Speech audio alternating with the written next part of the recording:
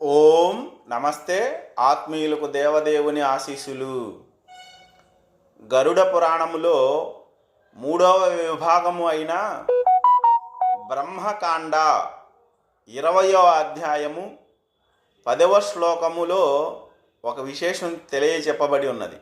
అదేంటంటే, కాశీలో నివసించటం కన్నా, ప్రయాగలో మరణించటం కన్నా, సకల యజ్ఞాలకు యజమానిగా ఉండడం కన్నా, సర్వతీర్థాలలో స్నానం చేయడం కన్నా, ఇన్ని ఏళ్ళ సకల పుణ్య కార్యాల కన్నా హరినామస్మరణ శ్రేష్టమైనది, గొప్ప ఫలితాన్ని ఇస్తుంది అని గరుడ పురాణము బ్రహ్మకాండ 20వ అధ్యాయం 10వ శ్లోకం చెప్తా ఉంది. ఇదే అధ్యాయంలో 29వ శ్లోకం ఏం చెప్తా ఉంది అంటే,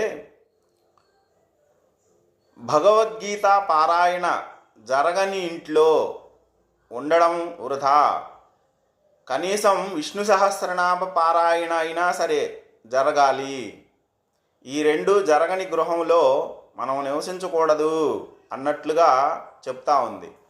అది ఏంటి అంటే, మరొక విశేషంగా, యస్మిన్ గ్రామే భాగవతం నశాస్త్రం నవర్తతే భాగవతారసజ్ఞ, యస్మిన్ గృహే నాస్తి గీతార్థసారో, యస్మిన్ గ్రామే నామ సహస్రకం వా, తయో రసజ్ఞా యత్ర నసంతి తత్ర న సంవసేత్ క్షణమాత్రం కదంచిత్, యస్మిన్ దినే దివ్య కథా చ విష్ణోర్నవాస్తి జంతో తస్యా చ ఆయుర్వృద్ధ్యైవ చ అని.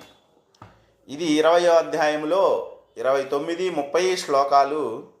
ఇక్కడ ఏ గ్రామములో అయితే భాగవత కథా ప్రసంగము జరగదో,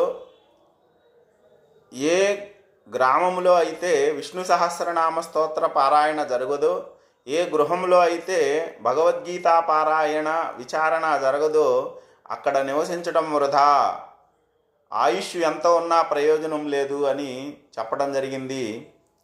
భావగ్రాహి జనార్దన, మనం చేస్తున్న కర్మలలో శారీరక కర్మ, వాక్కుతో చేసే కర్మ, మనస్సుతో చేసే కర్మ, ఈ కర్మలలో మనస్సుతో చేసే కర్మకే అధిక ప్రాధాన్యత ఇవ్వడం జరిగింది. ఈ విషయం మనకి మనుస్మృతి తెలియజేస్తూ ఉంది. ఇదే విధంగా భగవంతుణ్ణి భావగ్రాహి జనార్దన అని పిలిచారు. కాబట్టి భావంతో చేసే ఆ పుణ్య భావన ఏదైతే ఉందో అది మనకి సత్ఫలితాన్ని ఇస్తుంది. తీర్థస్నానమైన, మరే పుణ్యకార్యమైనా